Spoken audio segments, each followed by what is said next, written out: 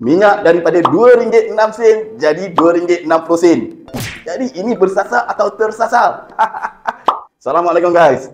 Kali ini cerita lagi pasal Abang Nun datang lagi dengan cerita subsidi minyak untuk rakyat. Tapi yang ini subsidi bukan bersasar tapi tersasar.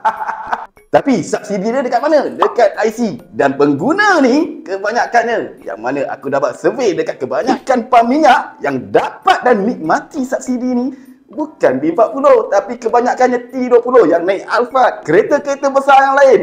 Yang B40 yang tak ada lesen ni tak dapat. Cuba korang bayangkan, satu orang pakcik memang tak pernah ada lesen dan dia tak pernah pun bawa motor atau kereta ke luar bandar. Yang dia pakai minyak untuk mesin rumput ataupun apa-apa saja mesin yang gunakan minyak. Tapi dia kena tanggung kos RM2.60 minyak tak bersubsidi. Guys, korang dah kena game lama, stop lah.